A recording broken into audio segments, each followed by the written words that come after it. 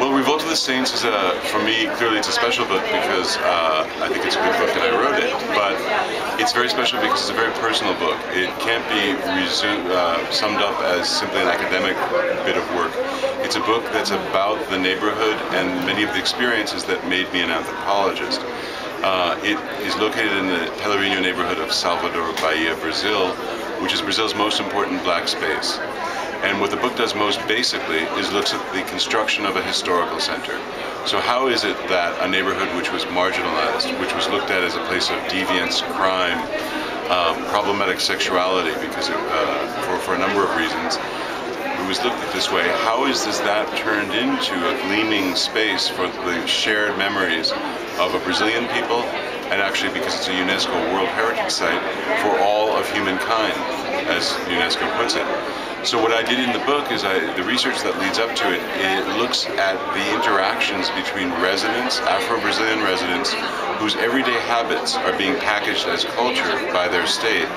And it looks at how they react to the bureaucrats and the initiatives and the social scientists who are trying to put together this knowledge about them and to transform their practices into something called Afro-Brazilian culture, which can be used by people in various spaces and different institutions across the Brazilian state.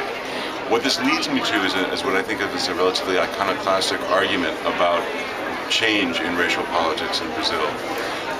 For a very long time, there was a discussion about the fact that race in Brazil is not the same sort of historicized genealogical condition that it is in the United States.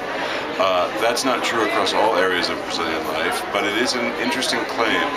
And what I demonstrate in this book is that the attempt to resuscitate and redeem and rebuild the colonial origins of Brazil in this neighborhood, along with the associated Afro-Brazilian practices. In other words, the state's attempt to make use of people and buildings to write its own origin stories and to produce a commodifiable culture, produces a certain type of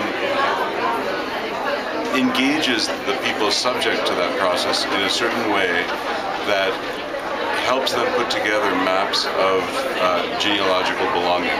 In other words, the emphasis on origins put together by the state is also apparent in the efforts of people to put together their own identities.